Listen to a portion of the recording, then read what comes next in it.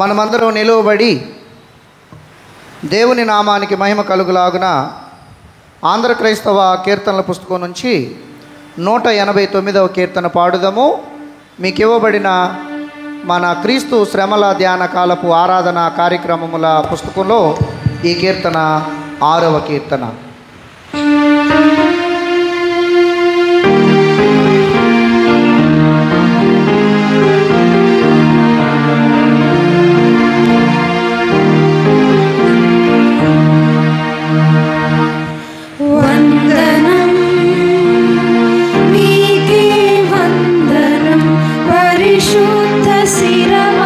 వందనం నీకే వందనం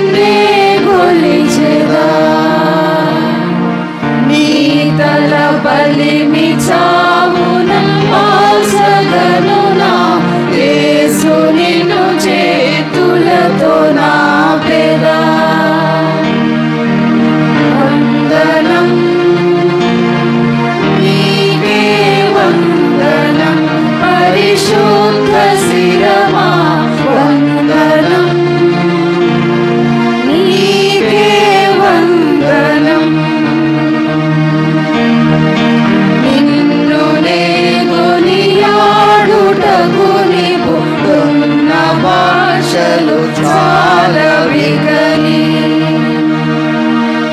నెటుల నేను తీర్తునో సన్న రక్షక ప్రభునన్నెడా బాయకు హిన్నుని చేయకు నా కొరకిన్ని బాధలను దితివినా ఎన్న నా జీవము నీదే వందనం నీకే వందనం పరిశుద్ధ శిరమా వందనం నీకే వందనం మరణ దినమున భయము పడిని కొరకెదురు చూడంగ కృపతో వరబలుండా నా విరోధిని కరకు శరముల నుంచరావే సూర్యుడా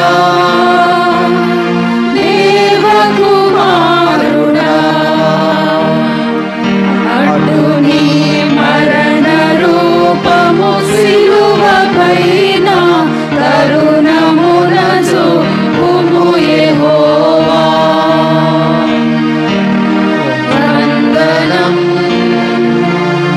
నీకే వందనం పరిశుద్ధ శిరమా వందనం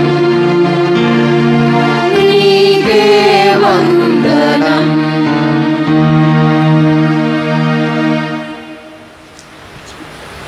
ప్రార్థించుదము. సర్వశక్తి గల దేవా, హృదయములన్నీ నీకు బట్టబయలై కోరికలన్నీ తెలిసియే ఉన్నవి. ఏ రహస్యములను నీకు దాగి ఉండవు. మేము నిన్ను సంపూర్ణముగా ప్రేమించి నీ పరిశుద్ధ నామమును యుక్తముగా మహిమపరచునట్లు నీ పరిశుద్ధాత్మ ఆవేశము చేత మా హృదయముల తలంపులను పవిత్రపరచుమని మా ప్రభు అయిన యేసు క్రీస్తు ద్వారా నిన్ను వేడుకొనుచున్నాము. ఆమేన్. సర్వోన్నతమైన స్థలములలో దేవునికి మహిమయు, ఆయనకిష్టులైన మనుష్యులకు భూమి మీద సమాధానమును కలుగునుగాక. ఓ ప్రభువైన దేవా, పరలోకపు రాజా, సర్వశక్తిగల తండ్రివైన దేవా, నిన్ను స్తుతించుచున్నాము, నిన్ను కొనియాడుచున్నాము, నిన్ను ఆరాధించుచున్నాము, నిన్ను మహిమపరచుచున్నాము. నీ మహిమాతిశయమును గురించి నీకు కృతజ్ఞతాస్తుతులు చెల్లించుచున్నాము. అద్వితీయ కుమారుడవగు ఓ ప్రభువైన యేసుక్రీస్తు, ఓ ప్రభువైన దేవా, తండ్రి యొక్క కుమారుడా, లోక పాపమును మోసుకొని పోవు దేవుని గొర్రెపిల్ల, మమ్మును కరుణింపుము. లోక పాపమును మోసుకొని పోవువాడా, మా ప్రార్థన అంగీకరించుము. తండ్రి అయిన దేవుని కుడి చేతి వైపున కూర్చుండి ఉండువాడా, మమ్మును కనికరించుము. నీవే పరిశుద్ధుడవు, నీవే ప్రభుడవు ఓ యేసుక్రీస్తు. నీవే పరిశుద్ధాత్మతో తండ్రి అయిన దేవుని మహిమయందు సర్వోన్నతుడవై ఉన్నావు. ఆమేన్. మన ప్రభు ఎత్తి చెప్పిన ధర్మశాస్త్రము ప్రవక్తల సంగ్రహము. మన ప్రభు అయిన యేసుక్రీస్తు చెప్పినదేమనగా, ఇశ్రాయేలు వినుము, మన దేవుడగు ప్రభువు అద్వితీయుడగు ప్రభువు. నీవు నీ పూర్ణ హృదయముతోనూ, నీ పూర్ణ ఆత్మతోనూ, నీ పూర్ణ మనస్సుతోనూ, నీ పూర్ణ బలముతోనూ నీ దేవుడైన ప్రభువును ప్రేమింపవలెను. ఇది మొదటి ఆజ్ఞ. నిన్ను వలె నీ పొరుగువారిని ప్రేమింపవలెనను రెండవ ఆజ్ఞయు దీని వంటిదే. వీటికంటే ముఖ్యమైన ఆజ్ఞ మరేది లేదు. ఈ రెండు ఆజ్ఞలను ధర్మశాస్త్రమంతటికిని ప్రవక్తలకును ఆధారమయ్యున్నవి.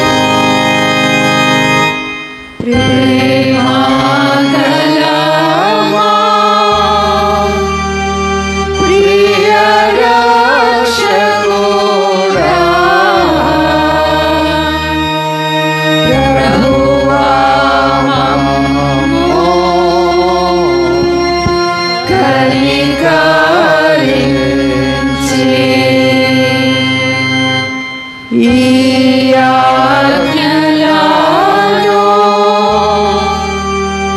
గైకొనుటకు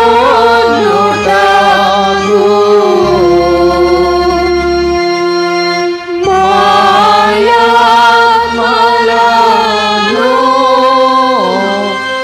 ప్రేమించు.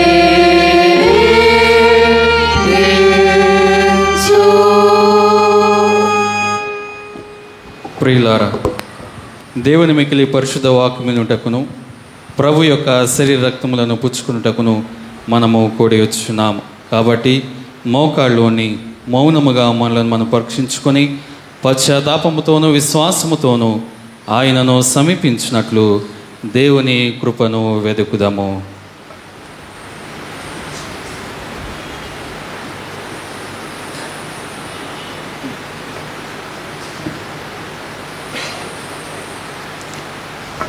మన పాపుల నిమిత్తము వాస్తవముగాను పట్టుదలతోనూ పశ్చాత్తాపడి మన పొరుగువారి ఎడల ప్రేమయు స్నేహమును కలిగి ఉండి ఏకనో దేవుని ఆజ్ఞను అనుసరించి ఆయన పరిశుద్ధ మార్గం యందు నడుచుకొనుచు క్రొత్త నడవకి గల వారి మట్టుకు నిశ్చయించుకొంచున్న మనము మన ప్రభు అయిన యేసుక్రీస్తు ద్వారా ఆయనతో మరలా సమాధానపరచవలనని సర్వశక్తి గల దేవుని ఎదుట మన పాపములను దీన మనసుతో ఒప్పుకున్నదము.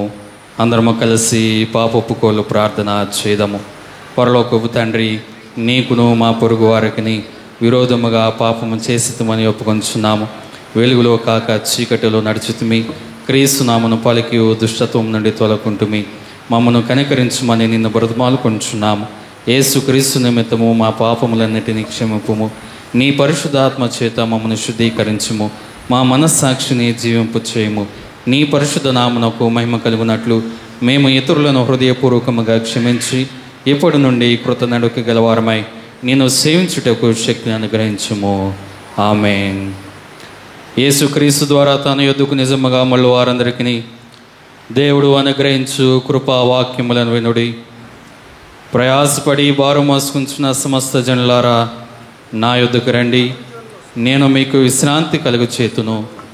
దేవుడు లోకమును ఎంతో ప్రేమించను, కాగా ఆయన తన అద్వితీయ కుమారునిగా పుట్టిన వాని యందు విశ్వాసముంచు ప్రతివాడును నశింపక నిత్య జీవం పొందినట్లు ఆయనను అనుగ్రహించెను. పాపులను రక్షించుటకు క్రీస్తు యేసు లోకమునకు వచ్చిన వాక్యము నమ్మదగినయు పూర్ణాంగీకారమునకు యోగ్యమునై ఉన్నది. ఎవడైనను పాపము చేసిన యెడల నీతిమంతుడైన యేసు క్రీస్తు అను ఉత్తరవాది తండ్రి వద్దమనుకున్నాడు. ఆయనే మన పాపములకు శాంతికరమై ఉన్నాడు.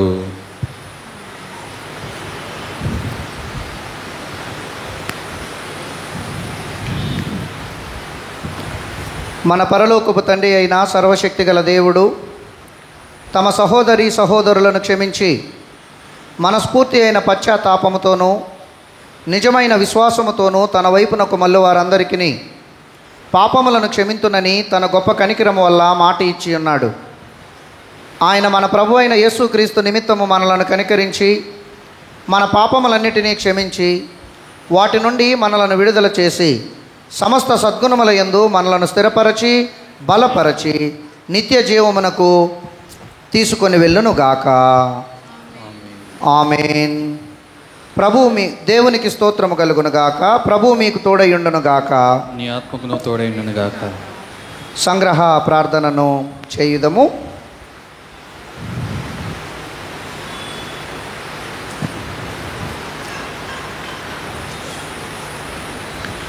ప్రార్థించుదము. జీవాధిపతి అయిన దేవా, మేము యోగ్యులమైనను నీ బిడ్డలుగా నుండుటకు మమ్మను పిలిచితివి. మేము అయోగ్యులమైనను నీ బిడ్డలుగా నుండుటకు మమ్మను పిలిచితివి. మేము కాదు, నీవే మాయందు జీవించువాడవు. ప్రభు అయిన యేసుక్రీస్తు దేవునితో సమానముగా నుండుట విడిచిపెట్టకూడని భాగ్యమని ఎంచుకొనలేదు, కానీ తనను తాను రిక్తునిగా చేసుకుని దాసునిగా రూపమును ధరించుకుని మా బలహీనతను ఆయన వహించి మా అపాయకరమైన స్థితిని ఆయన వహించి స్వార్థపరులమైన మా కొరకు ఆయన శిలువపై మరణించెను. ఆ క్రీస్తు కేంద్రిత జీవితాలను మేము జీవించుటకు సహాయం చేయండి. మమ్మను మేము ఉపేక్షించుకొని ధైర్యముతో సిలువనెత్తుకుని మా ప్రియ యేసు ప్రభువుని వెంబడించు జ్ఞానమును మాకిమ్మని నీతోనూ పరిశుద్ధాత్మతోనూ నిత్యము జీవించుచు పరిపాలించుచు నుండెడి మా ప్రభు అయిన యేసు క్రీస్తు నామమున ప్రార్థించుచున్నాము తండ్రి. ఆమెన్. దైవ లేఖన భాగములను ఏర్పాటు చేయబడిన వారు ముందుకు వచ్చి చదవండి.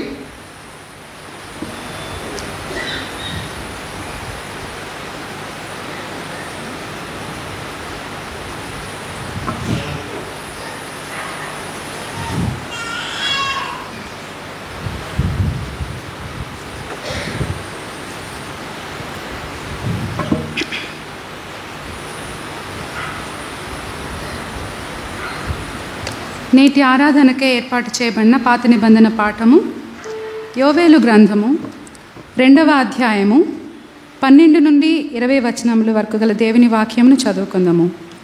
యోవేలు గ్రంథము 2వ అధ్యాయము 12 నుంచి 20 వరకు గల దేవుని వాక్యము.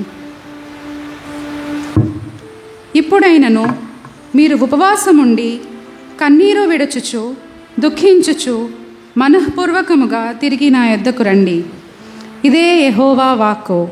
మీ దేవుడైన యెహోవా కరుణా వాత్సల్యములు గలవాడును శాంతమూర్తియు అత్యంత కృపగలవాడునై ఉండి తాను చేయనుద్దేశించిన కీడును చేయక పశ్చాత్తాపపడును గనుక మీ వస్త్రములను కాక మీ హృదయములను చింపుకొని ఆయన తట్టు తిరుగుడి. ఒకవేళ ఆయన మనస్సు త్రిప్పుకొని పశ్చాత్తాపపడి మీ దేవుడైన యెహోవాకు తగిన నైవేద్యమును పానార్పణమును మీకు దీవెనగా అనుగ్రహించును. అనుగ్రహింపడని ఎవడు చెప్పగలడు? సియోనులో బాకా ఊదుడి, ఉపవాస దినము ప్రతిష్ఠించుడి, వ్రత దినము నియమించి ప్రకటన చేయుడి, జనులను సమకూర్చుడి, సమాజ కూటము ప్రతిష్ఠించుడి, పెద్దలను పిలువనంపించుడి, చిన్నవారిని స్తన్యపానము చేయి బిడ్డలను తోడుకొని రండి. పెండ్లి కుమారుడు అంతఃపురములో నుండి పెండ్లి కుమార్తె గదిలో నుండి రావలయును. యెహోవాకు పరిచర్య చేయు యాజకులు మంటపమునకును బలిపీఠమునకును మధ్య నిలువబడి కన్నీరు విడుచుచు, యెహోవా నీ జనుల ఎడల జాలి చేసుకొని అన్యజనులు వారి మీద ప్రభుత్వము చేయునట్లు వారిని అవమానమునకు అప్పగింపకము. లేని ఎడల అన్యజనులు వారి దేవుడు ఏమాయనందురు గదా అని వేడుకొనవలెను. అప్పుడు యెహోవా తన దేశమును బట్టి రోషము పూని తన జనుల ఎడల జాలి చేసుకొనెను. మరియు యెహోవా తన జనులకు ఉత్తరమిచ్చి చెప్పినదేమనగా, ఇకను అన్యజనులలో మిమ్మను అవమానాస్పదముగా చేయక మీరు తృప్తి నొందునంతగా నేను ధాన్యమును క్రొత్త ద్రాక్షారసమును తైలమును మీకు పంపించెదను. మరియు ఉత్తర దిక్కు నుండి వచ్చు వాటిని మీకు దూరముగా పారదోలి ఎండిపోయిన నిష్ఫల భూమిలోనికి వాటిని తోలివేతును. అవి గొప్ప కార్యములు చేసెను గనుక వాటి ముందటి భాగమును తూర్పు సముద్రములోకిని వెనుకటి భాగమును పడమటి సముద్రములోకిని పడగొట్టుదును. అక్కడ వాటి దుర్గంధము లేచును, అవి కుళ్ళు వాసన కొట్టును. ఇంతటితో దేవుని వాక్యము సరి.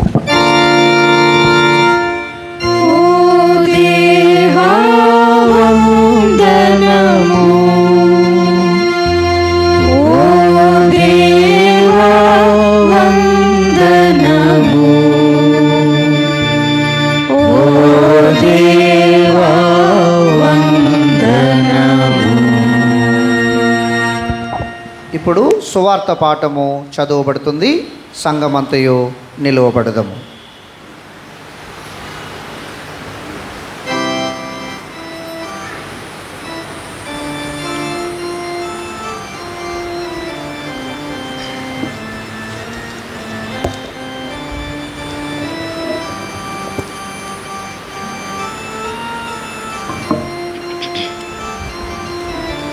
నేటి దినముకై ఏర్పాటు చేయబడిన సువార్తల పాఠంగా పరిశుద్ధుడైన లూకా రాసిన సువార్త 9వ అధ్యాయము 23వ వచనం నుండి 27వ వచనం వరకు.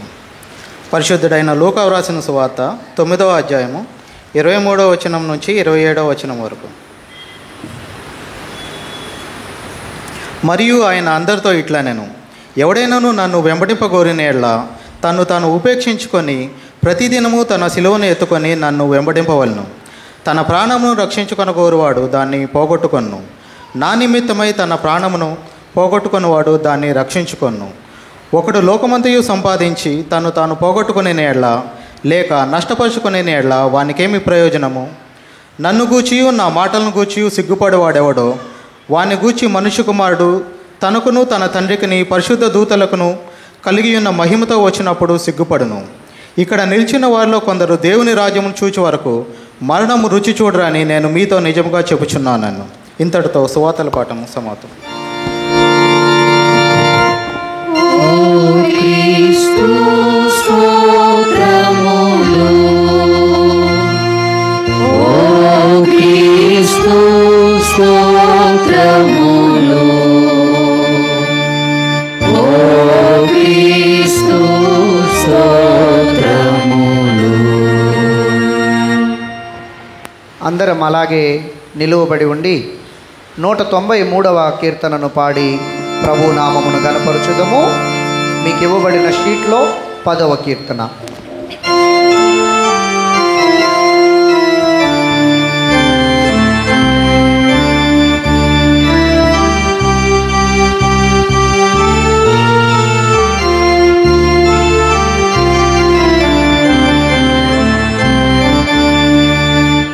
చూడాలే సిలువను వేలాడు యేసయ్యను, పాడు లోకంబునకై గోడు చిందే గదా.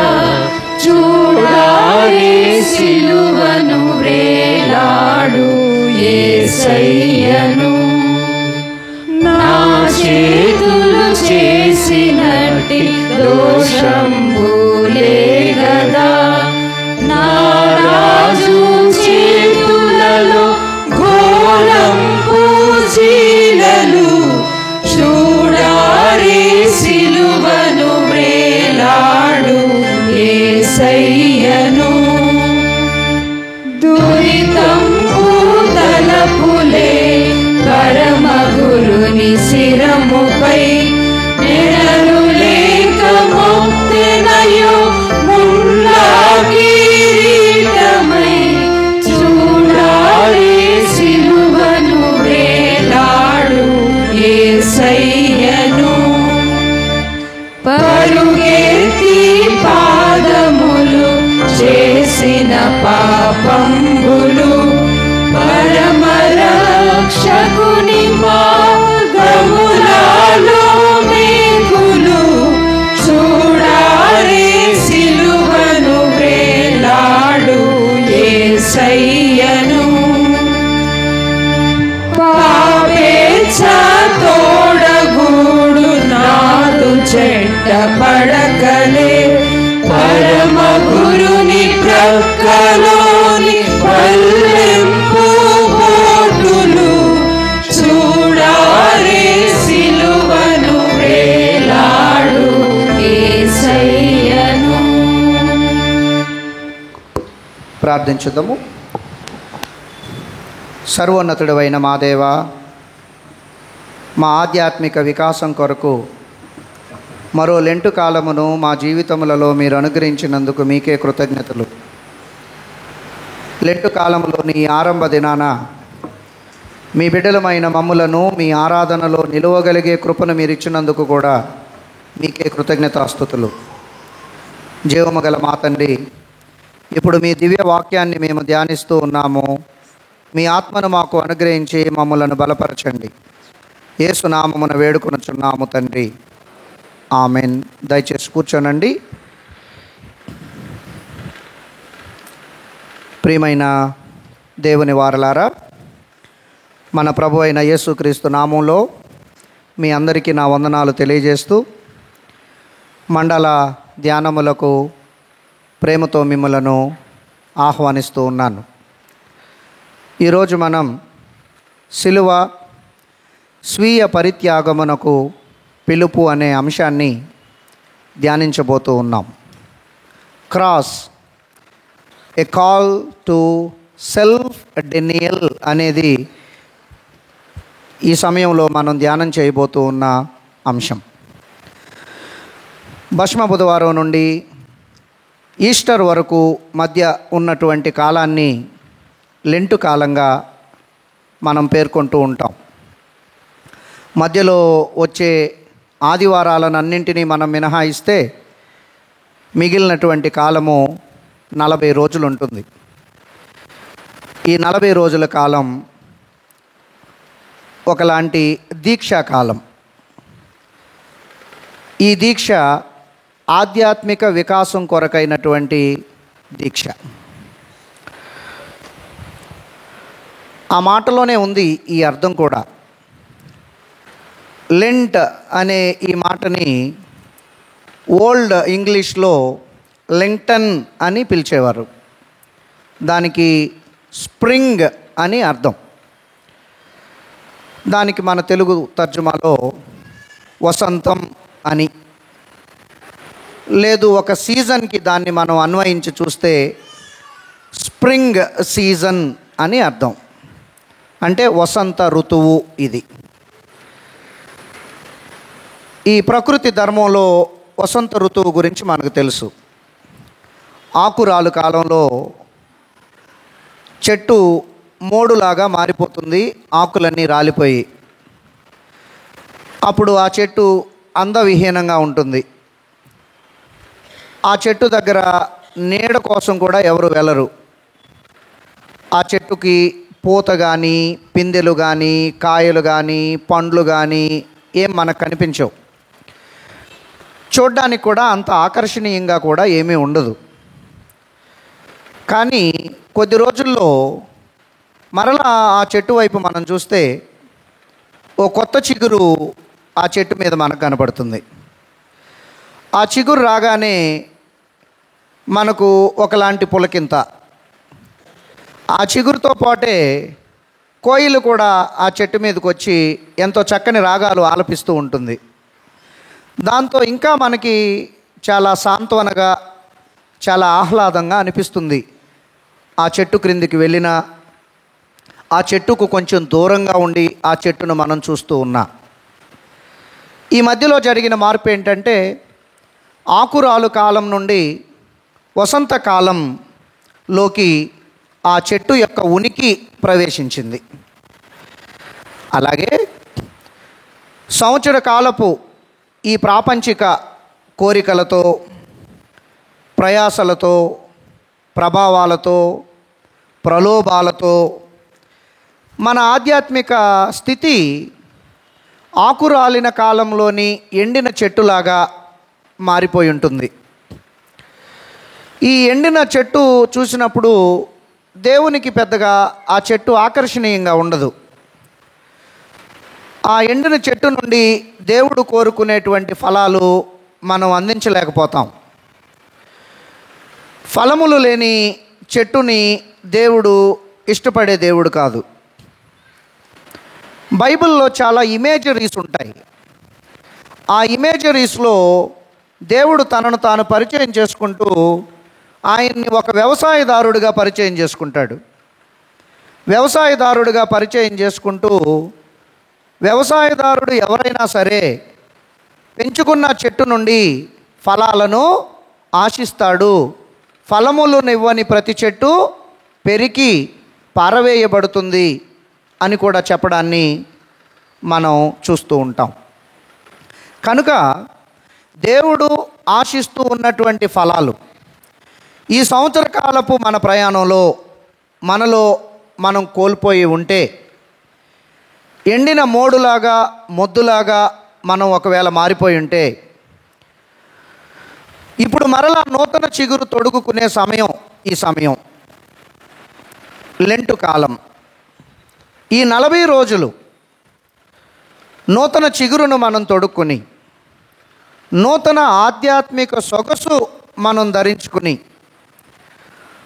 నూతన ఆధ్యాత్మికమైన పరిమళత్వాన్ని, సుగంధాన్ని దేవునికి వెదజల్లేలాగా, ఆధ్యాత్మికమైన ఫలాలు దేవుని కొరకు ఫలించేలాగా మనల్ని మనం రూపాంతరపరుచుకోవడానికి దేవుడు మనకిచ్చే ఒక అద్భుతమైన అవకాశమే ఈ 40 రోజుల మండల ధ్యానాల అభ్యాస అవకాశం.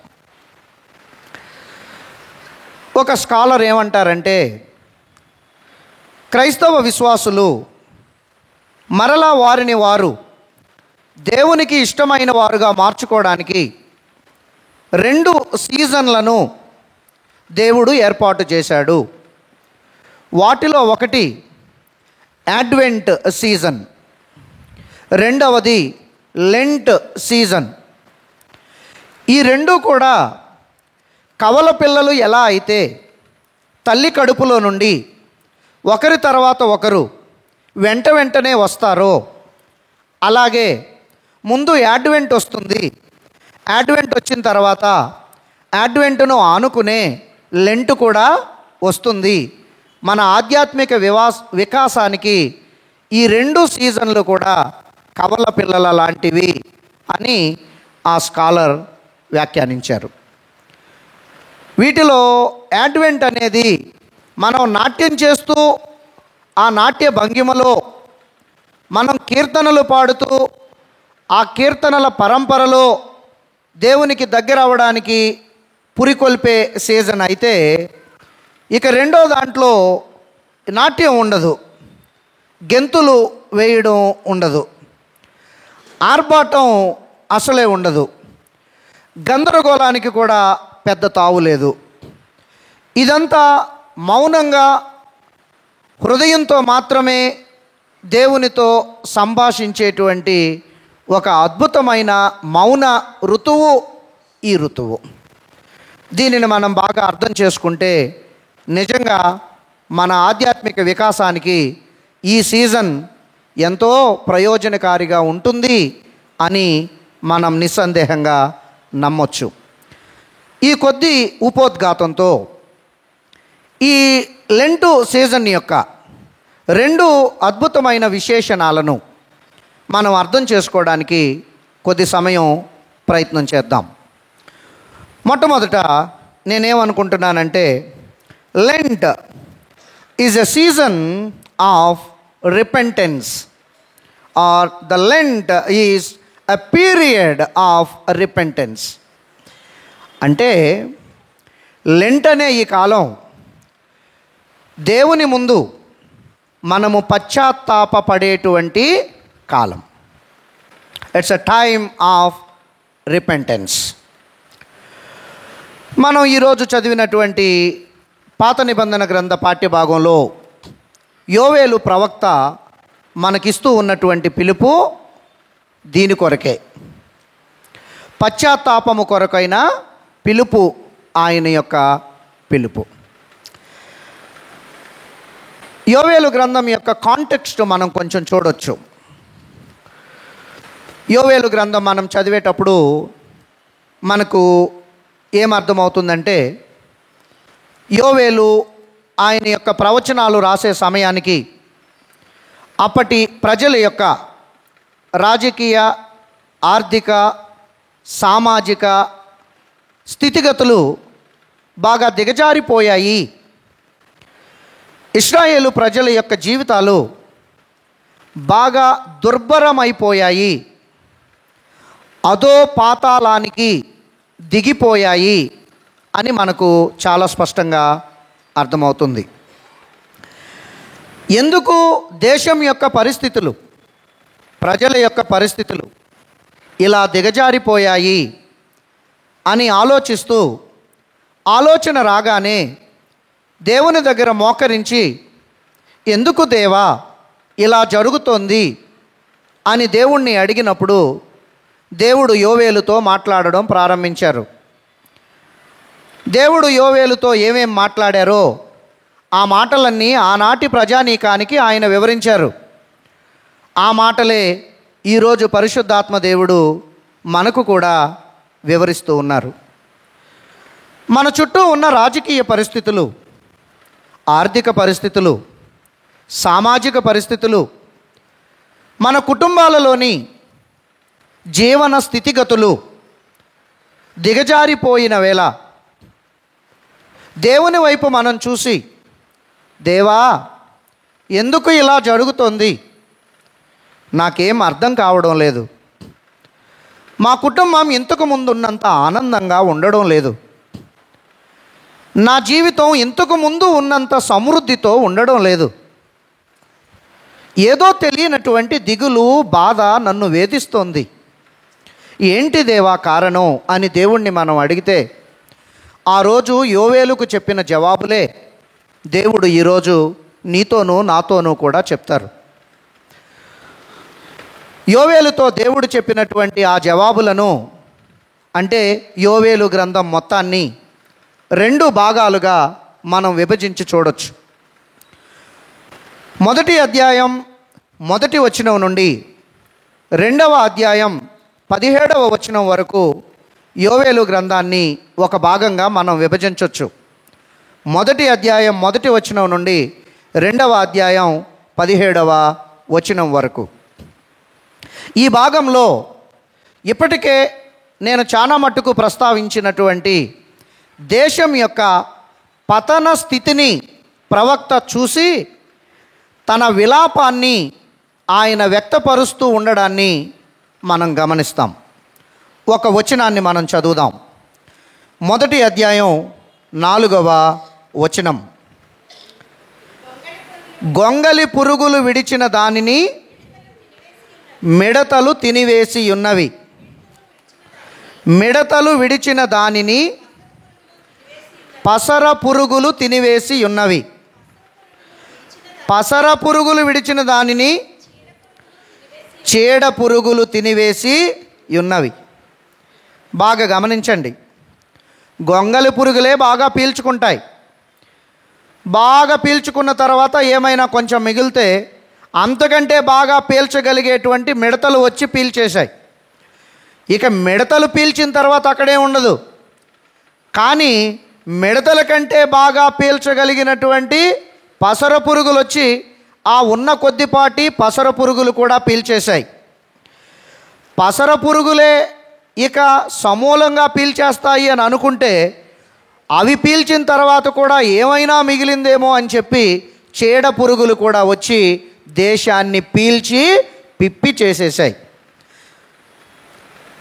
ఈ పోలికంతా ఆయన ఎందుకు చెప్తున్నాడంటే, ఇక దేశం యొక్క స్థితిగతులను చూస్తూ ఉంటే దేశంలో చూడడానికి ఏమీ లేదు. పూర్తిగా దేశం అనేది పిప్పి పిప్పి చేయబడింది. ఇంత దుర్భరంగా మన జీవితం మారిపోయింది అని ఈ పోలికలో ప్రవక్తకు దేవుడు ఎంతో అద్భుతంగా వివరిస్తూ ఉండడాన్ని మనము చూస్తూ ఉన్నాం. 3వ వచనాన్ని నేను ఇప్పుడు చదువుతున్నాను. ఈ సంగతి మీ బిడ్డలకు తెలియజేయుడి, వారు తమ బిడ్డలకును ఆ బిడ్డలు రాబోవు తరము వారికిని తెలియజేయుదురు. యోవేలు, నేను ఊరికే చెప్పడం లేదు నీకు ఈ మాటలు. నీ మనసులో నువ్వు అట్లా పెట్టుకొని ఉండడానికి కాదు నేను ఈ మాటలు చెప్పేది. ఇప్పుడు నీ బిడ్డల దగ్గరకు నువ్వు వెళ్ళాలి, నీ బిడ్డలతో ఈ విషయం చెప్పాలి. మళ్ళా నీ బిడ్డలకు చెప్పు నువ్వు ఊరుకోవాలని కాదు నేను నీకు ఈ విషయాన్ని చెప్పేది. వాళ్ళకి చెప్పేటప్పుడే నువ్వు వాళ్ళకి ఒక మాట చెప్పాలి. ఏంటంటే, ఒరే బాబు, మీరు కూడా మీ బిడ్డలకి ఈ మాటల్ని చెప్పాలి అని నువ్వు గట్టిగా వాళ్ళకు చెప్పాలి అని దేవుడు చాలా ఖండితంగా ఆయనకు చెప్తూ ఉన్నాడు. స్నేహితులారా, ఒక్కసారి మనల్ని మనం ఇంట్రాస్పెక్ట్ చేసుకుందాం. దేవుడు ప్రకటన గ్రంథంలో మనలాంటి ఓ సంఘంతో మాట్లాడుతూ, సంఘమా, నిన్ను చూస్తుంటే భలే ఆనందంగా ఉంది నాకు.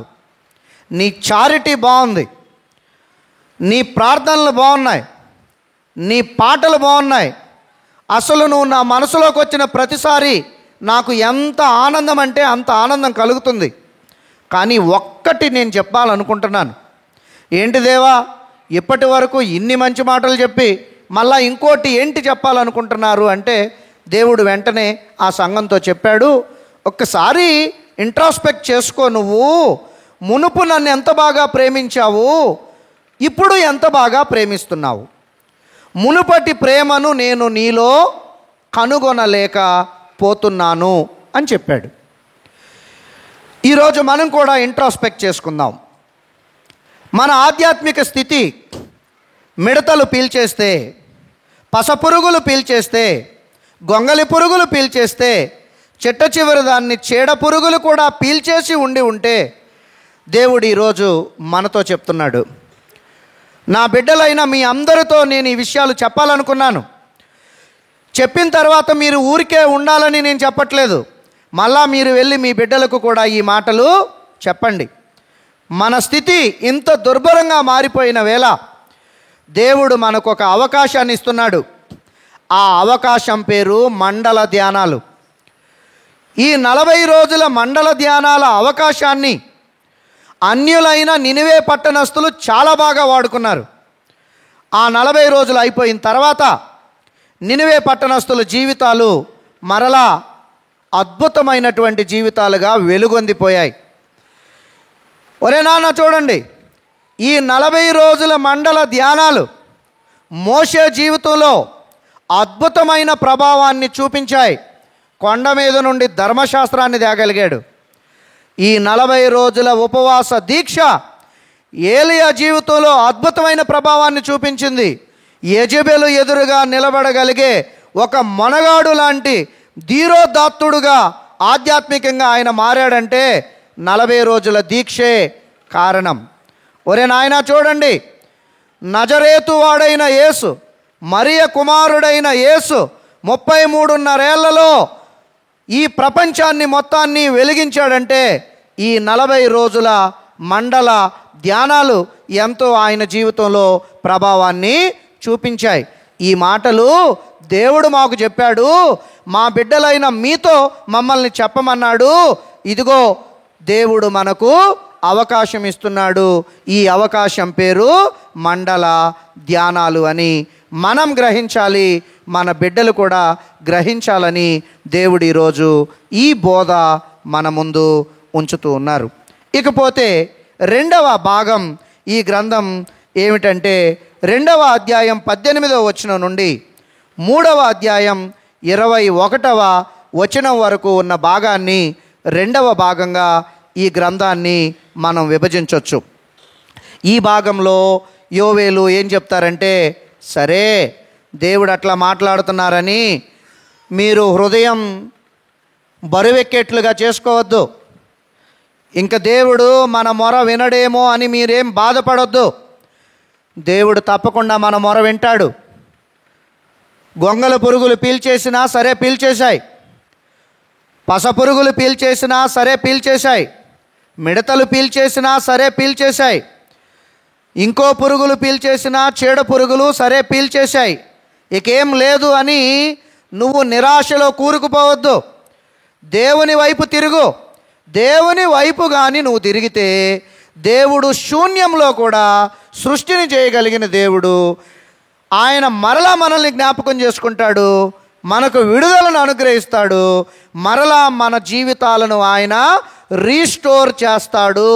మనం ఏం కోల్పోయామో దానిని మన జీవితాలలో మన దేవుడు పునరుద్ధరిస్తాడు అని ఈ 2వ భాగం అంతా కూడా ఆయన చెప్పడాన్ని మనం చూస్తూ ఉంటాం. దీనికి బలం చేకూర్చే 2 వచనాలు మనం చదువుదాం.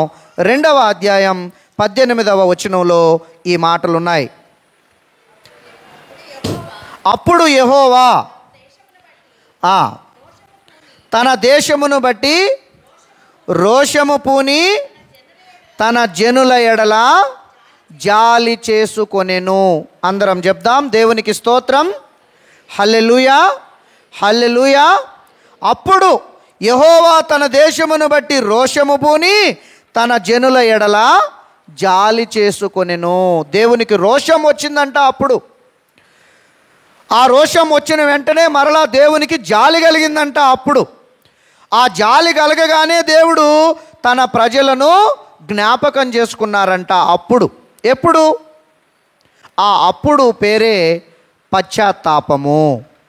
ఎప్పుడైతే ప్రజలు రిపెంట్ అయ్యారో, ఎప్పుడైతే ప్రజలు పశ్చాత్తాపపడ్డారో, ఇదిగో అప్పుడు దేవునికే రోషం వచ్చింది.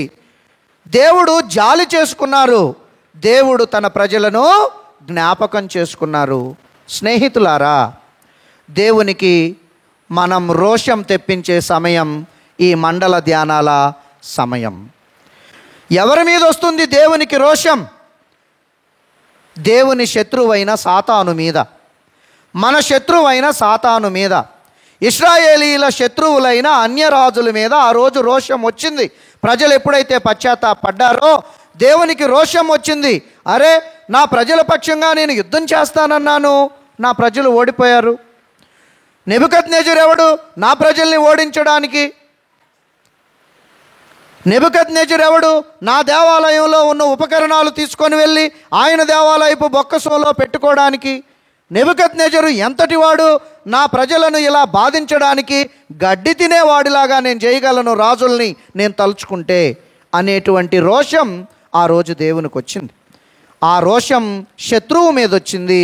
మరో భావోద్వేగం, జాలి, కరుణ, దయ తన బిడ్డల మీద వచ్చింది. అయ్యో, నా పిల్లలు కదా వీళ్ళు, నా పిల్లలు కదా వీళ్ళు, నేను పాలిచ్చి పెంచిన వాళ్ళు కదా వీళ్ళు అని వాళ్ళను జ్ఞాపకం చేసుకున్న దేవుడు ఆ తర్వాత ఆ రాజులను ఓడించాడు. తన ప్రజల పక్షంగా యుద్ధం చేశాడు.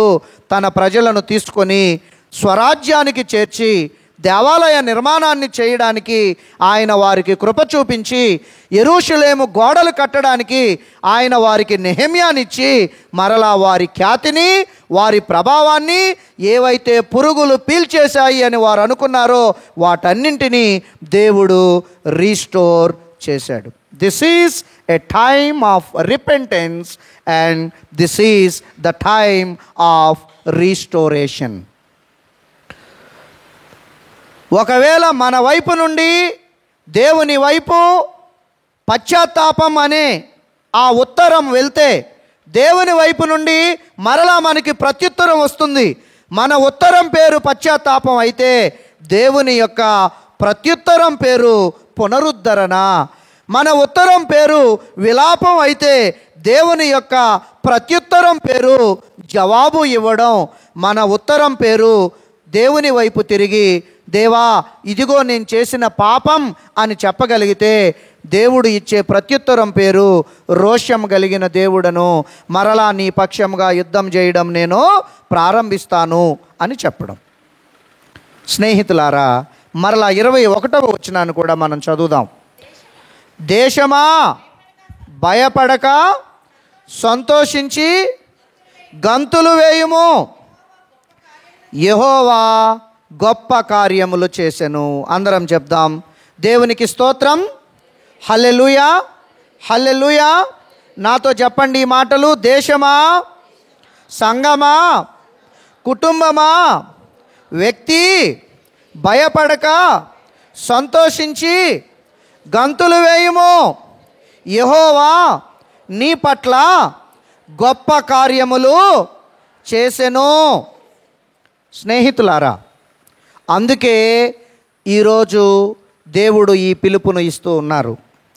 చదివారు దేవుని వాక్యాన్ని సహోదరి. ఏం చదివారు?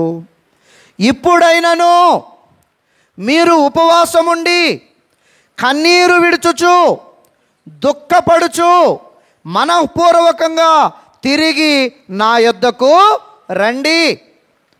ఎవరి వాక్కు ఇది? ఇదే యెహోవా వాక్కు. మీ దేవుడైన యెహోవా కరుణా వాత్సల్యములు కలిగినటువంటి దేవుడు, శాంతమూర్తియు అత్యంత కృప కలిగిన వాడై ఉండి తాను చేయనుద్దేశించిన కీడును చేయక పశ్చాత్తాపపడును గనుక మీ వస్త్రములను కాక మీ హృదయములను చింపుకుని ఆయన తట్టు తిరుగుడి. ఒకవేళ ఆయన మనసు తిప్పుకుని పశ్చాత్తాపపడి మీ దేవుడైన యెహోవాకు తగిన నైవేద్యమును పానార్పణమును మీకు దీవెనగా అనుగ్రహించును. అనుగ్రహింపడని ఎవడు చెప్పగలడు? దేవునికి స్తోత్రం, హల్లెలూయా. ఈ మండల ధ్యానాలలో ఓ వ్యక్తి, ఓ కుటుంబమా, ఓ సంఘమా, ఓ దేశమా, ఏ స్థాయి వాళ్ళైనా సరే నిజంగా దేవుని వైపు తిరిగితే, కొత్త చిగురును వారు తొడుగుకుంటే, నీ స్పందన పశ్చాత్తాపం అయితే దేవుని ప్రతిస్పందన క్షమాపణ. నీ స్పందన పశ్చాత్తాపం అయితే దేవుని యొక్క ప్రతిస్పందన రీస్టోరేషన్. నువ్వు కోల్పోయిన ప్రతిదానిని ఆయన పునరుద్ధరించడం, మరలా నీ కుటుంబాన్ని, నీ జీవితాన్ని, నీ సంఘాన్ని సమూలంగా ఆయన పునరుద్ధరించి బాగు చేయడం. దేవుడు సవాలు చేస్తున్నాడు, తిరిగి చూడండి నా వైపు, నేను మీ వైపు తిరగలేను అని, తిరగబోను అని ఎవడైనా చెప్పగలడా ఈ ప్రపంచంలో? చెప్పమనండి, నేను తిరగను అని ఎవడు చెప్పగలడు అని దేవుడు సవాలు చేస్తున్నట్లుగా ప్రశ్నిస్తూ ఉన్నాడు. My dear brothers and sisters, let us introspect ourselves. మనల్ని మనం పరిశీలించుకుందాం. ఒకవేళ మన ఆధ్యాత్మిక జీవితం నిజంగానే గొంగళ పురుగులు పీల్చేసినట్లుగా ఉండుంటే, నిజంగానే పసపురుగులు పీల్చేసినట్లుగా ఉండుంటే, నిజంగానే మిడతలు పీల్చినట్లుగా ఉండుంటే, చీడ పురుగులు పీల్చేసినట్లుగా ఉండుంటే, Lent is a time, Lent is a season, Lent is a period of repentance. దేవుని వైపు తిరుగుదాం. దేవుడు క్షమించే దేవుడు, క్షమించడని ఎవడు చెప్పగలడు? దేవుడు పునరుద్ధరించే దేవుడు, పునరుద్ధరించడని ఎవడు చెప్పగలడు? దేవుడు కరుణావాత్సల్యములు కలిగిన దేవుడు, ఆయనకు కరుణ లేదు అని ఎవరు చెప్పగలరు? ఆయన హక్కును చేర్చుకుంటాడు, గుండెలకు హత్తుకుంటాడు, మరలా ఎక్కలేనంత ఎత్తైన కొండలకు నిన్ను, నన్ను, నీ కుటుంబాన్ని, నా కుటుంబాన్ని, నీ సంఘాన్ని, నా సంఘాన్ని, మన దేశాన్ని ఆయన హెచ్చించడం ప్రారంభిస్తాడు. ఇది మీతో నేను పంచుకోవాలనుకున్న మొదటి ఆలోచన. రెండవది, Lent is a time of self denial. అందరు చెప్పండి, Lent is a time of self denial. ఈరోజు మన అంశం కూడా అదే. సెల్ఫ్ డెనియల్ అంటే ఏంటి? స్వీయ పరిత్యాగం. మండల కాలం అంటే మనల్ని మనం పరిత్యజించుకునేటువంటి కాలం. నేను అన్న అహం మన నుండి పోయి, నాదేముందండి, అంతా నా దేవుడండి అనే ఒక స్టేట్ ఆఫ్ మైండ్లోకి మనల్ని నడిపించేటువంటి కాలం. ఎంత అద్భుతమైన వాక్యమో పాత నిబంధన గ్రంథంలో వాక్యం. అందరూ నాతో చెప్పండి, కొందరు గుర్రములను బట్టి, కొందరు రథములను బట్టి అతిశయపడుదురు, కానీ నేనైతే నా దేవుడైన యెహోవా నామమును బట్టి అతిశయపడుదును. దీనిలో సెల్ఫ్ డెనియల్ ఉంది. నాదేముందండి, నేను కాదు, నా దేవుడు. నాకు గుర్రాలుంటే ఏంటి, నాకు రథాలుంటే ఏంటి, నాకు డబ్బుంటే ఏంటి, బలం ఉంటే ఏంటి, బలగం ఉంటే ఏంటి, వీటిని బట్టి కాదు నేను అతిశయపడేది.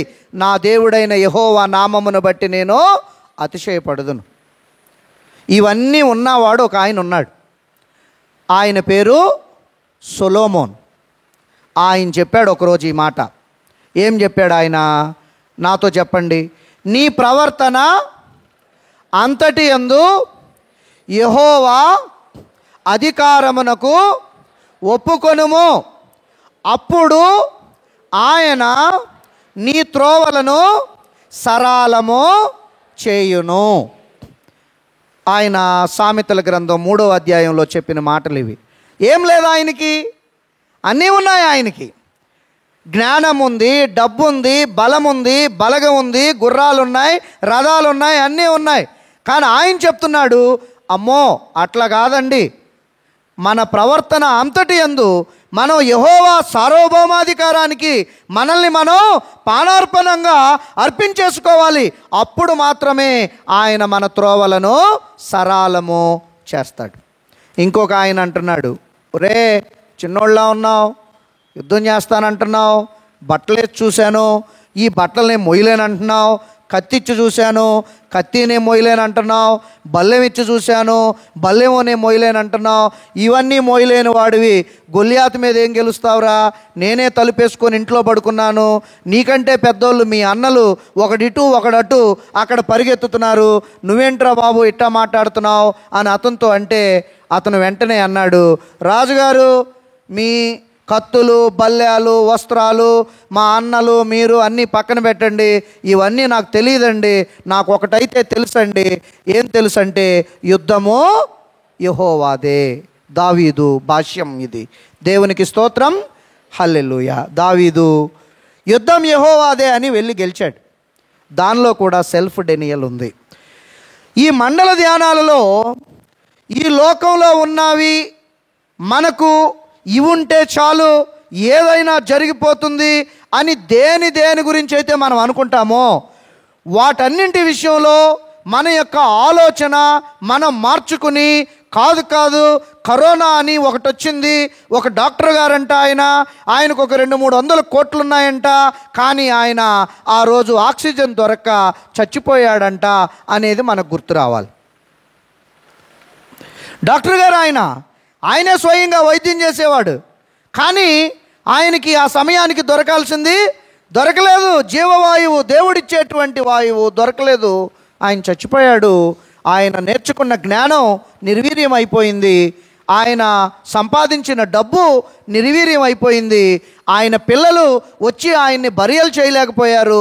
ఆయన్ని ఒక ప్రొక్లైనర్తో గొయ్యి తవ్వి ఆ ప్రొక్లైనర్తోనే ఆయన దాంట్లో పూడ్చిపెట్టేసి ఇక ఆయన లేడు అని అందరూ చేతులు దులుపుకొని ఎవరి ఇంటికి వారు వెళ్ళిపోయారు.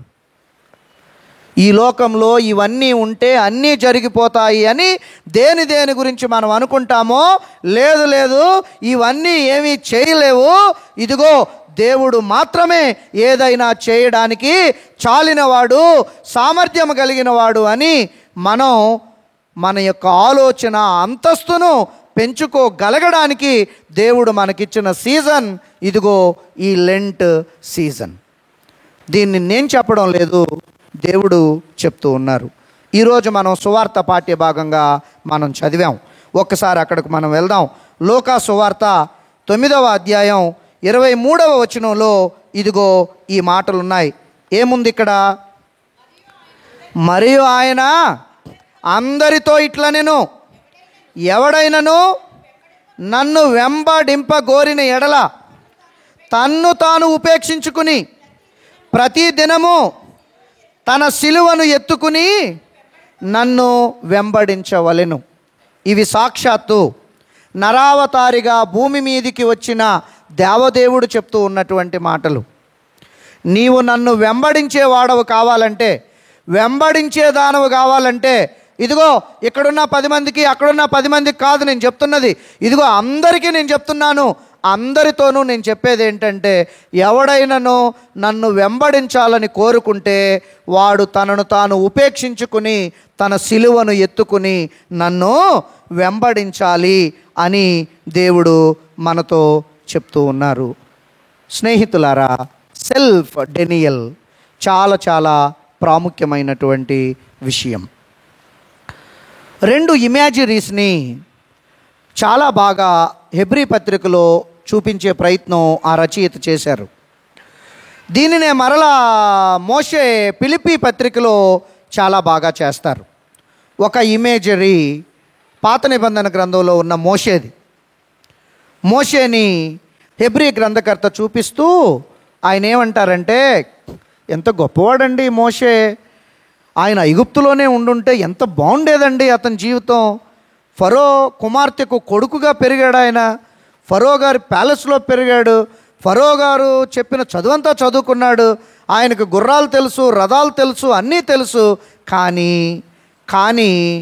ఆయన ఇప్పటి మహిమ ఎన్నదగినది కాదని తాను భావించి రాబోవు మహిమ కొరకు ఫరో కుమార్తె యొక్క కుమారుడుగా గుర్తింపబడుటకు తాను ఒప్పుకొనలేదు. కానీ దేవుడు ఇచ్చేటువంటి ఆ రాబోవు మహిమ కొరకు ఆయన ఐగుప్తును విడిచిపెట్టి తనను తాను తగ్గించుకుని ఒక బాటసారిలాగా ప్రజల నిందలను భరిస్తూ ఆ అరణ్యంలో, ఆ ఎడారిలో ఆయన సాగిపోయాడు.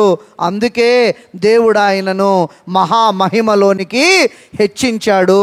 మనల్ని కూడా మనం తగ్గించుకుందాం అనే పిలుపు హెబ్రీ పత్రిక రచయిత ఇచ్చాడు.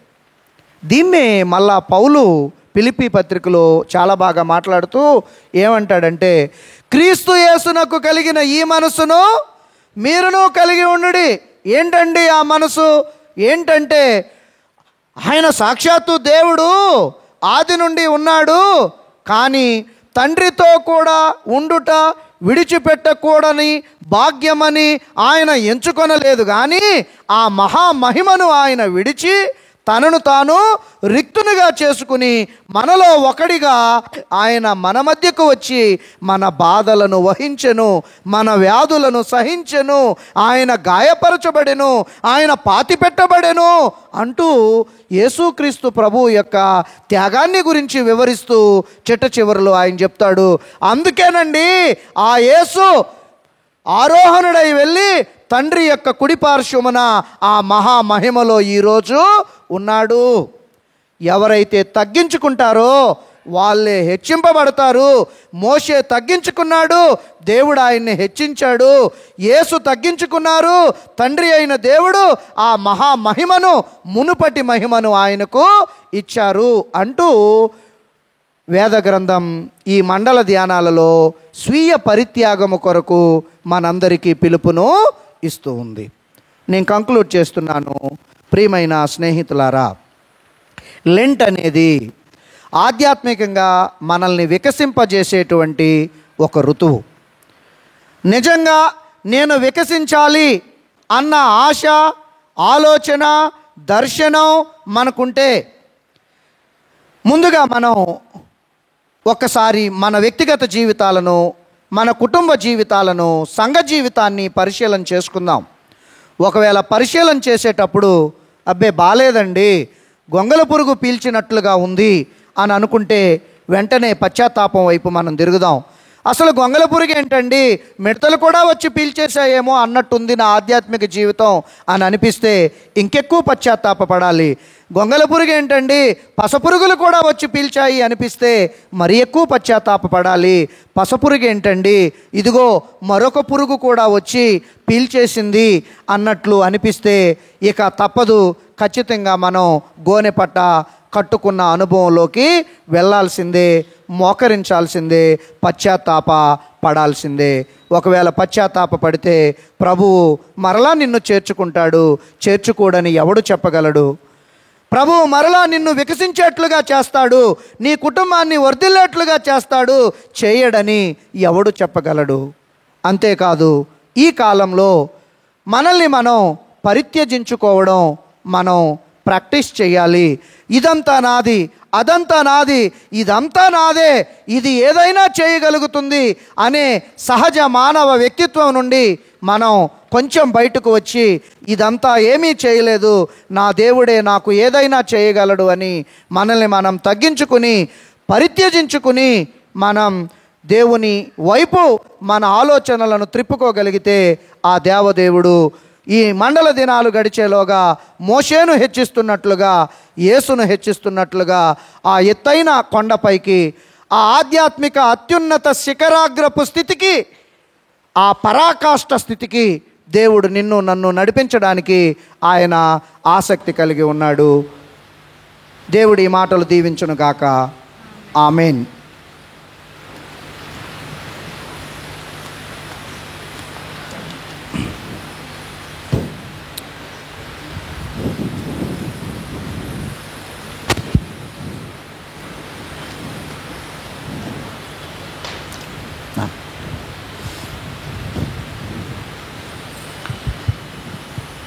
దయచేసి మనం అందరం కూడా లేచి నిలబడి ఉండగా నైస్య విశ్వాసూత్రమును అందరం కలిసి చెప్పుదాం.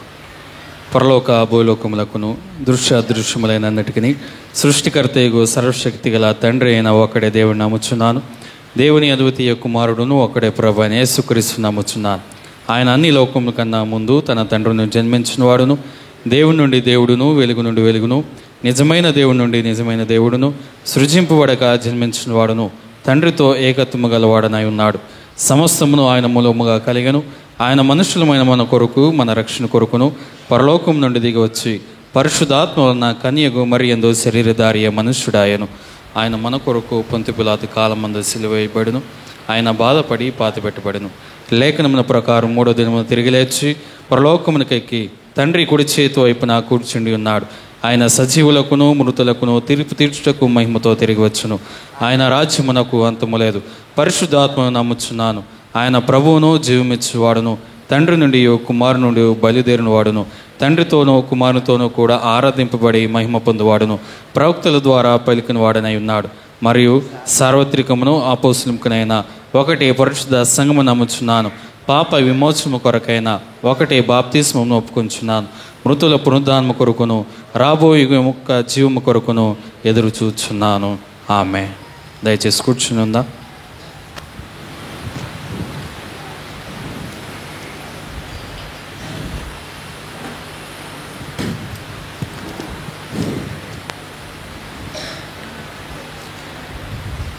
సంఘానికి అంతటికీ మరోసారి నా వందనాలు తెలియజేస్తూ ఈ మండల ధ్యానాలకు ప్రేమపూర్వకమైన స్వాగతాన్ని మీకు తెలియజేస్తూ ఉన్నాను. ఈరోజు ఉదయకాలంలో చాలా చక్కని ఆరాధన మన మందిరంలో జరిగింది. మన తండ్రి గారు, మన తల్లిగారు కూడా ఆరాధనకు విచ్చేసి మనలను ఆశీర్వదించారు, వర్తమానాన్ని అందించారు, వారి శుభములు తెలియజేశారు. అందును బట్టి మరోసారి తల్లిగారికి, తండ్రి గారికి హృదయపూర్వకమైన కృతజ్ఞతలు తెలియజేస్తూ ఉన్నాను. ఈ 40 రోజులు మండల ధ్యానాలు జరగబోతూ ఉన్నాయి. ఉదయం 7 గంటల నుండి 8 గంటల వరకు జరుగుతుంది. సాయంకాలం కూడా 7 నుండి 8 వరకు ప్రతిరోజు జరుగుతుంది. ఆదివారం మాత్రం ఉదయం ఆరాధనే ఉంటుంది. ఈవినింగ్ ఇంగ్లీషు సర్వీస్ ఉంటుంది. అది మండల ధ్యానాల పరిధిలోకి రాదు. తర్వాత వారంలో ప్రతి బుధవారం మనకి సాయంకాలం సంస్కార ఆరాధన ఉంటుంది. దయచేసి ఈ విషయాన్ని గమనించండి. అలాగే ప్రతిరోజు ఉదయం సాయంకాలం కూడా ఏదో ఒక స్థాయి రిఫ్రెష్మెంట్ మనకి ఉంటుంది. ఎవరైనా దానిని మీరు స్పాన్సర్ చేయడానికి ఆసక్తి ఉంటే ఆ పేర్లు మన నాయకత్వానికి దయచేసి తెలియజేయండి. ఇప్పటికే కొంతమంది చెప్పారు. మీరు చెప్పగలిగుంటే ముందుగానే చెప్తే ఒకరికి క్లాష్ రాకుండా ఉంటుందని కూడా మీకు నేను తెలియజేస్తూ ఉన్నాను. ఒకవేళ ఎవరు ఆ రోజు ఇవ్వకపోయినా సరే మందిరం నుండి ఖచ్చితంగా మీ కొరకు కాఫీ ఉదయకాలంలో ఏర్పాటు చేయబడుతుందని కూడా దయచేసి గమనించండి. ఈరోజు ఉదయం అలాగే మరలా ఇప్పుడు కూడా మన యూత్ వారు స్పాన్సర్ చేస్తున్నారు. ఉదయం బ్రేక్ఫాస్ట్ ఇచ్చారు, అందరికీ కాఫీ కూడా ఇచ్చారు. ఇప్పుడు మనకి, మన పిల్లలకి, మన హాస్టల్ పిల్లలకి కూడా వారు రిఫ్రెష్మెంట్ విత్ కాఫీ కూడా వారు ఏర్పాటు చేశారు. అందును బట్టి వారికి ప్రత్యేకమైన వందనాలు నేను తెలియజేస్తూ ఉన్నాను. ఇవి మనకున్నటువంటి ప్రకటనలు. ఇప్పుడు మనం అర్పణలు సేకరించిన తర్వాత, అర్పణల ప్రార్థన కూడా అయిపోయిన తర్వాత ఉదయం విభూతితో తండ్రి గారు సిలువ గుర్తు వేసి ఉదయం వచ్చిన వారిని ప్రతిష్ఠించారు. ఇంక ఉదయం వచ్చిన వారు ఎవరు రావద్దు. ఒకవేళ ఉదయం రాకుండా పెద్దవాళ్ళు, పిల్లలు కూడా ఏం రానవసరం లేదు. పెద్దవాళ్ళు ఎవరైనా ఉదయం ఆ సిలువ గుర్తు విభూతితో వేసుకొని ఉండకపోతే మాత్రమే మీరు ముందుకు రండి. అప్పుడు కొయిర్ వారు పాటలు పాడుతూ ఉంటారు. నేను ప్రార్థన చేసి మీకు ఆ గుర్తును వేస్తాను. అర్థమైంది అనుకుంటున్నాను. అందరికీ వందనాలు. అందరూ నిలువబడి 198వ కీర్తన పాడుతూ మన అర్పణలను దేవునికి అర్పిద్దాం.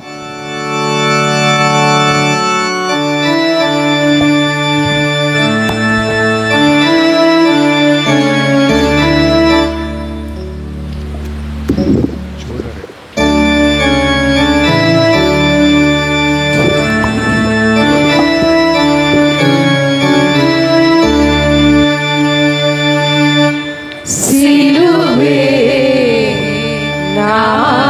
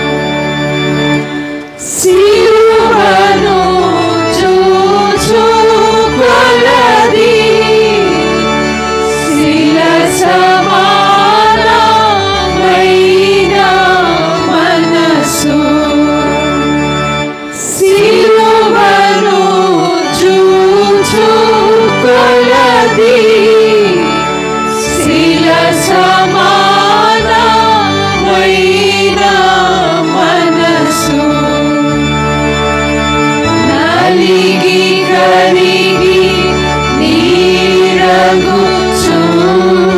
నీరగుచున్నది రాణి సిలువే నా శరణ ఎనురా సిలువను దరచి తరచితి విలువ కందగ రాణి నీ కృప సిలువను దరచి తరచితి విలువ కందగ రాణి నీ కృప కలుషమెల్లను పాపగ చాలును రాణి సిలువే నా శరణ ఎనురా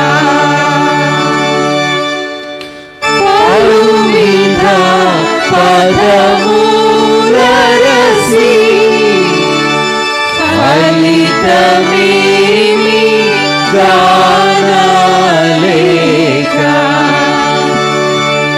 పలువిధ పదములరసి ఫలితమేమి గానలేక సిలువ ఎదుటను నిలచి నాడను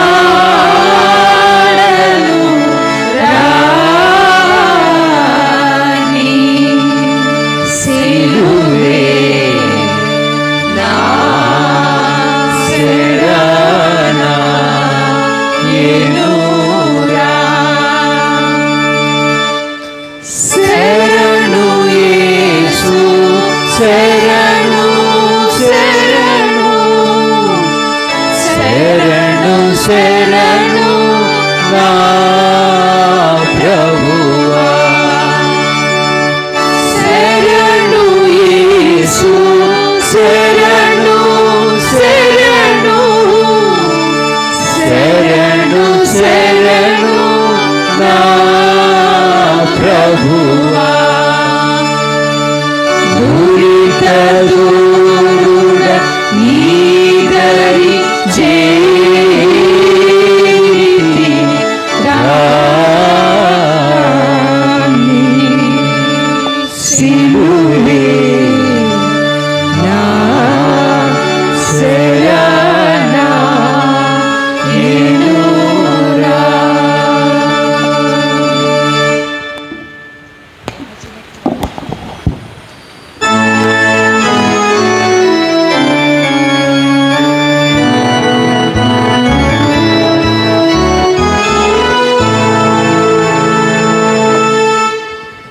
రాజులకు రాజైనాయి మన విభుని పూజ చేయుటకు రాండి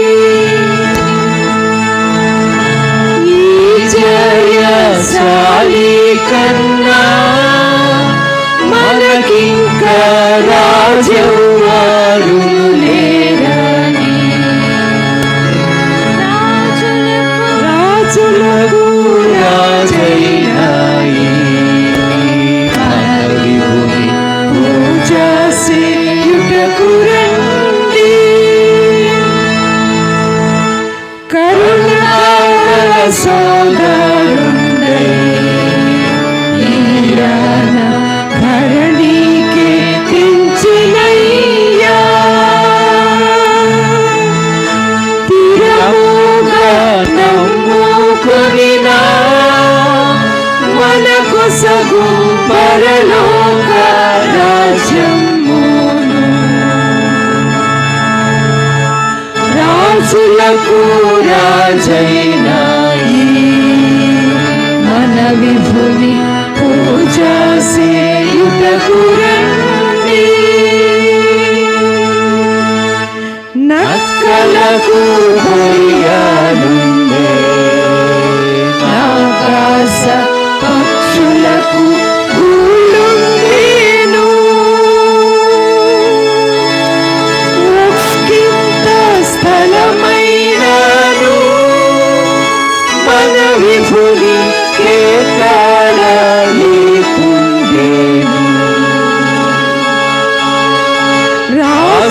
మనసగు రాజైనాయి మన విభుని పూజ సేయుటకు రండి అపహాసములు సేయుచు నాయన యాననము పైరుమియుచు రూపమాలిన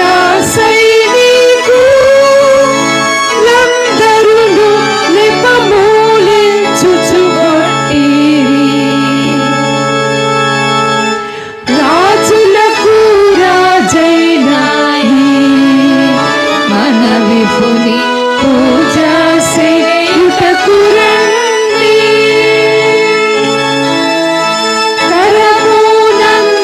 కరమునందొక్కరెల్లు పురకాను దిరముగా నిలిచివారల్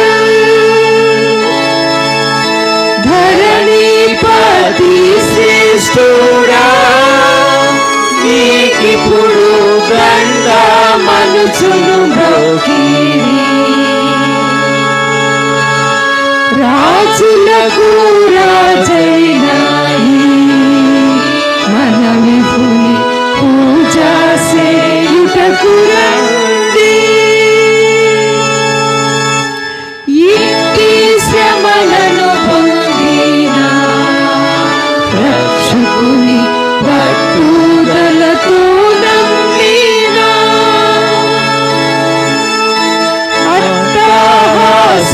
అట్టహాసముతోడను పరలోక పట్టణంబున చేర్చును రాజులకు రాజైనాయి మన విభుని పూజ సేయుటకు రండి శక్తి గల రక్షకుండై మన కొరకు ముక్తి సిద్ధము చేసేను భక్తితో ప్రార్థించిన మన కొసగు రక్తితో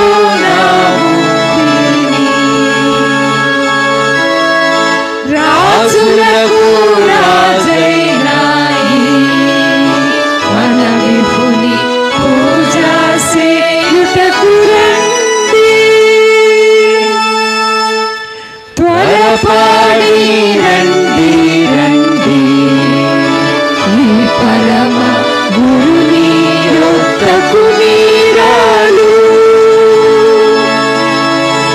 దరికి చేరిన వారిని ఈ ప్రభువు దరుమాడెన్నడు దూరము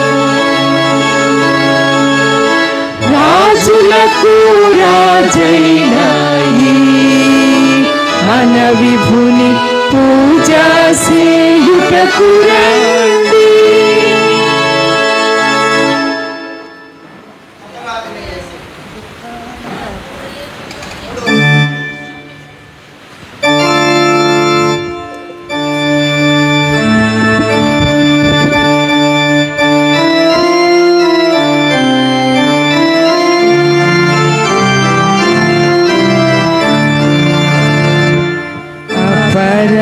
అపరాధిని యేసయ్యా కృప చూపి ప్రోమయ్యా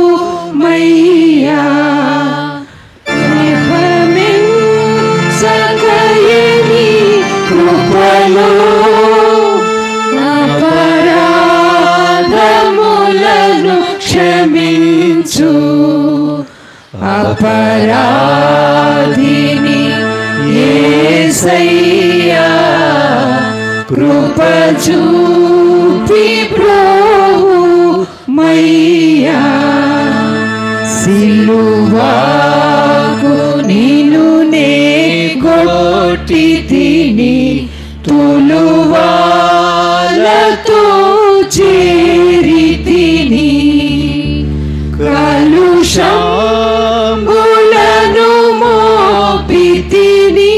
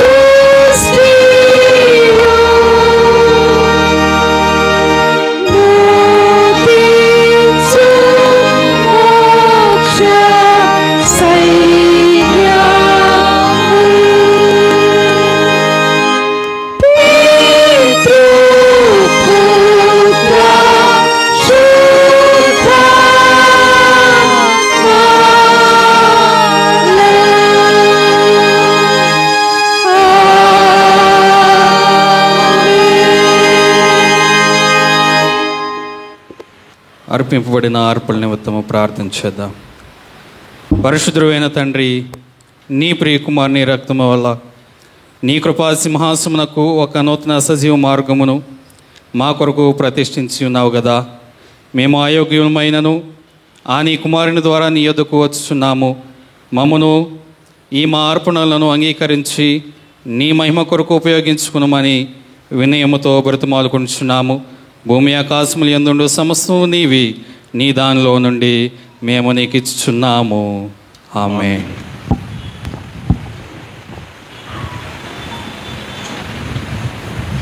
ప్రార్థించుదాము.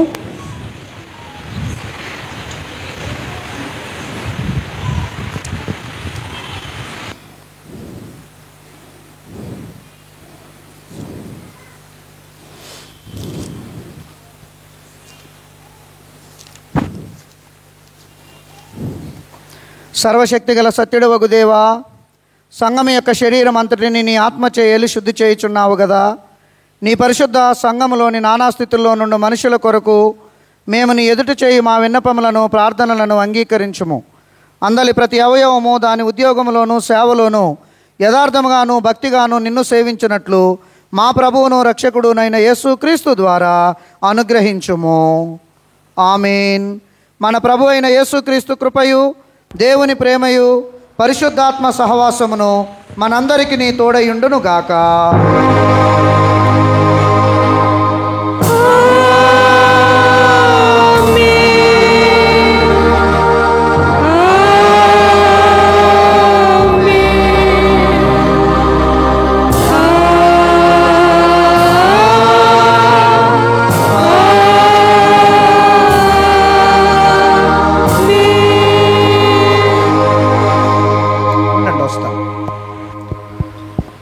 అందరూ నిలవబడి ఉన్న పాటున వచ్చుచున్నాడనే పల్లవి పాడిన తర్వాత రొట్టె విరుచు ఆరాధన ప్రారంభమవుతుంది.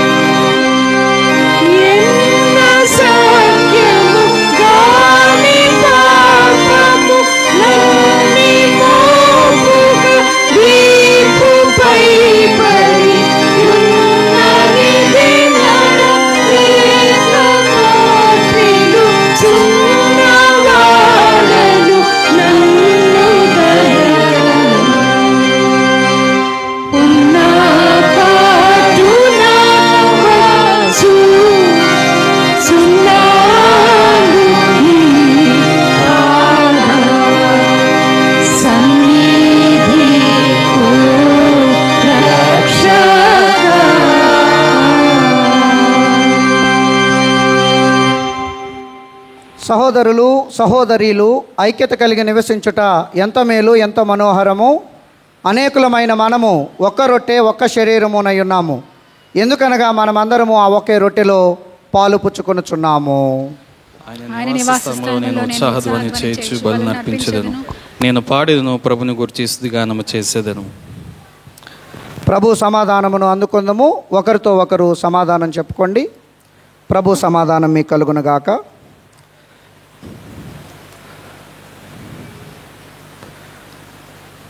ప్రార్థించుదాము.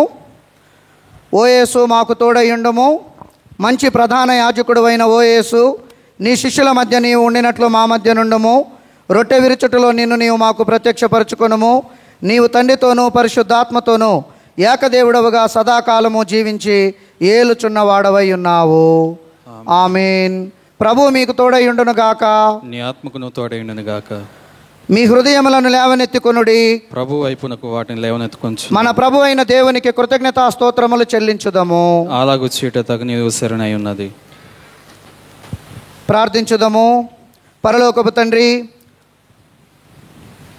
వాస్తవముగా నీవు పరిశుద్ధుడవు, వాస్తవముగా స్తోత్రార్హుడవు. మానవుల ఎడల నీకున్న మహాప్రేమను బట్టి మా విమోచనము కొరకు నీ ఒక్కడే కుమారుడైన యేసుక్రీస్తు మా స్వభావమును దాల్చి శిలువ మీద మరణము పొందినట్లు ఆయనను అనుగ్రహించితివి కదా. దాని మీద ఒక్కమారే ఆయన అర్పించిన తన ఒక్కటే అర్పణ వల్ల సర్వలోక పాపముల నిమిత్తము నిండును సంపూర్ణమును చాలినదియునైనా బలియు అర్పణయు ప్రాయశ్చిత్తమును చేసి తన మిక్కిలి విలువగల ఆ మరణమును గురించి శాశ్వత స్మరణను చేయుచుండుడని నియమించి తాను తిరిగి వచ్చే వరకు దానిని జరుపుచుండవలనని తన పరిశుద్ధ సువార్త యందు మాకు ఆజ్ఞాపించెను. తాను అప్పగింపబడిన ఆ రాత్రి యందు ఆయన రొట్టెను పట్టుకుని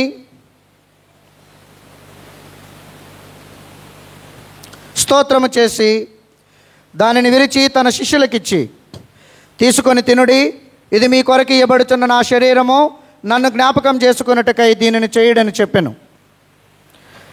ఆ ప్రకారమే భోజనమైన పిమ్మట ఆయన గిన్నెను పట్టుకుని స్తోత్రము చేసి దానిని వారికిచ్చి, దీనిలోనిది మీరందరూ త్రాగుడి, ఇది పాప పరిహారము కలుగుటకై మీ కొరకును అనేకుల కొరకును చిందింపబడుచున్న క్రొత్త నిబంధన యొక్క నా రక్తము, ఇది మీరు త్రాగునప్పుడెల్లా నన్ను జ్ఞాపకం చేసుకున్నట్టుకై దీనిని చేయుడని చెప్పెను. ఆమేన్. ప్రభువా, నీ మరణమును స్మరించున్నాము, నీ పునరుద్ధానం ఒప్పుకొంచున్నాము, నీ రెండవ రాకడ కొరకు ఎదురు చూచున్నాము. క్రీస్తు నీకు మహిమ కలుగునుగాక. మన రక్షకుడైన క్రీస్తు మనకు ఆజ్ఞాపించి నేర్పినట్లు ధైర్యముతో ఇట్లు చెప్పగలుగుచున్నాము. పరలోకమందున్న మా తండ్రి, నీ నామము పరిశుద్ధపరచబడునుగాక, నీ రాజ్యము వచ్చునుగాక, నీ చిత్తము పరలోకమందు నెరవేరుచున్నట్లు భూమి యందు నెరవేరునుగాక. మా అనుదిన ఆహారం నేడు మాకు దయచేయము. మా ఎడల అపరాధములు చేసిన వారిని మేము క్షమించి ఉన్న ప్రకారము మా అపరాధములను క్షమించుము. మమ్మల్ని శోధనలోనికి తేక దుష్టుని నుండి తప్పించుము. రాజ్యము, శక్తి, మహిమ నిరంతరము నీవి అయి ఉన్నవి. ఆమేన్. వినయ సామీప్య ప్రార్థన అందరము కలిసి చెప్పుదము. కనికరము గల ఓ ప్రభువా, మేము మా స్వనీతిని కాక నానా విధములైన నీ గొప్ప కనికరములనే నమ్ముకొని ఈ నీ బల్ల యొద్దకు రాతెగించితిమి. నీ బల్ల క్రింద పడి ఉన్న ముక్కలు ఏరుకొనంత యోగ్యత గలవారము కాము గాని నీవెప్పుడు నువ్వు కనికరించు లక్షణము కలిగి మార్పు లేని ప్రభుడవై ఉన్నావు. కాబట్టి కృపగల ప్రభువా, మా పాపపు శరీరాత్మలు నీ ప్రియ కుమారుడైన యేసుక్రీస్తు యొక్క అమూల్యమైన శరీర రక్తముల చేత శుద్ధి చేయబడినట్లును మేము ఆయనలోను ఆయన మాలోను ఎల్లప్పుడూ నివసించున్నట్లును తగిన రీతిగా ఆయన శరీరము తినుటకును ఆయన రక్తము త్రాగుటకును మాకు కృపను అనుగ్రహించుము. ఆమేన్. మనము విరుచు రొట్టె క్రీస్తు శరీరములో పాలు పుచ్చుకొనుటయే. దేవుని జనులకే దేవుని పదార్థములు. లోక పాపము మోసికొని పోవు పరిశుద్ధ లోకేశ గోరియా పిల్ల మము కరుణించు లోకేశ గోరియా పిల్ల లోక పాపము మోసికొని పోవు పరిశుద్ధ లోకేశ గోరియా పిల్ల మము కరుణించు లోకేశ గోరియా పిల్ల లోక పాపము మోసికొని పోవు పరిశుద్ధ లోకేశ గోరియా పిల్ల మము కరుణించి మాకు దయచేయుము. నీ సమాధానము లోకేశ గోరియా పిల్ల మము కరుణించు లోకేశ గోరియా పిల్ల. ప్రభు బల్ల మీ కొరకు సిద్ధపరచబడి ఉంది. సిద్ధపడిన వారందరూ బల్లను సమీపించండి.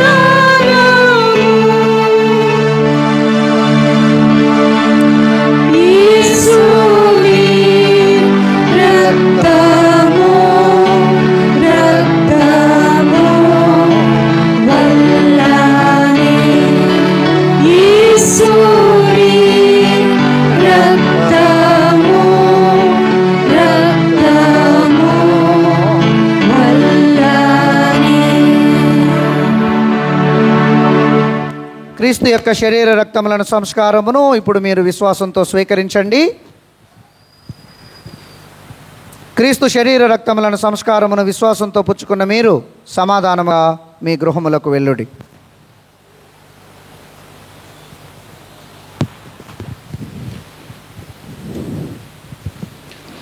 క్రీస్తు యొక్క శరీర రక్తములను సంస్కారమును ఇప్పుడు విశ్వాసముతో పుచ్చుకున్న మనము మన ప్రభువైన దేవునికి కృతజ్ఞత స్తోత్రములు చెల్లించుదాము. అందరము కలిసి చెప్పుదాము. సర్వశక్తి కలిగి సదా జీవించు దేవా, ఈ పరిశుద్ధ మర్మలను తగినట్టుగా పుచ్చుకున్న మమ్మను నీ కుమారుడు మా రక్షకుడైన యేసు క్రీస్తు యొక్క మిక్కిలి విలువ గల శరీర రక్తములు అను ఆత్మీయమైన ఆహారముతో పోషించునని గ్రహించున్నావు గనక నీకు కృతజ్ఞతా స్తోత్రములు చెల్లించున్నాము. మరియు నీకు మా ఎడల దయాదాక్షములు గలవనియు సమస్త విశ్వాసుల దివ్యమగు నీ కుమారుని మర్మ శరీరములో నిజమైన అవయముగా మేము చేర్చబడి ఉన్నామనియు ఆయన మరణ శ్రమల వల్ల పుణ్యము వల్ల కలుగు నిరీక్షణ ద్వారా నీ నిత్య రాజ్యమునకు వారసులమై ఉన్నామనియు ఇందువల్ల మాకు రూఢిపరుచున్నావు గనక మనస్ఫూర్తిగా నేను స్తుతించున్నాము. అందును బట్టి మమ్మును మా శరీరాత్మలను నీకు అనుకూలమును పరిశుద్ధమును సజీవమునైన యాగముగా చెల్లించి సమర్పించుకొంచున్నాము. పరలోకపు తండ్రి, సమస్త విశ్వాసుల యొక్క ఆ పరిశుద్ధ సహవాసములో మేము నిలిచి ఉండి నీ విధించిన సత్క్రియలన్నిటిని మేము చేయనట్లు నీ కృప చేత మాకు సహాయము చేయమని మా ప్రభువైన యేసు క్రీస్తు ద్వారా బహుహీనముగా బ్రతిమాలుకొంచున్నాము. ఆయనకును నీకును పరిశుద్ధాత్మకును సమస్త ఘనత మహిమలు యుగములు కలుగునుగాక. ఆమేన్. మహిమయు జ్ఞానమును కృతజ్ఞతాస్తుతియు ఘనతయు శక్తియు బలమును యుగయుగములు కలుగునుగాక. ఆమేన్.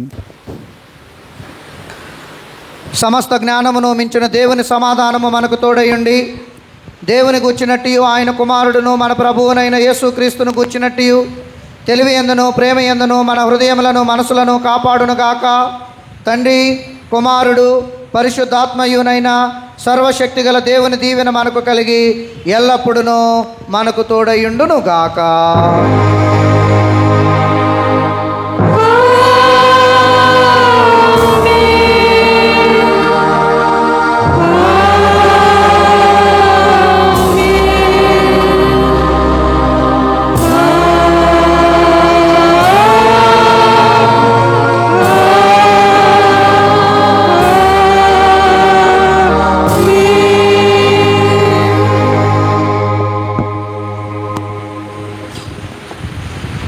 రేపు ఉదయం మరలా 7 గంటలకి ఆరాధన ఉంటుంది. దయచేసి అందరూ హాజరు కావాలని మనవి. అందరూ నిలువబడి 125వ కీర్తన మొదటి వచనం చివరి వచనం పాడి ఆరాధన ముగించుకుందాం.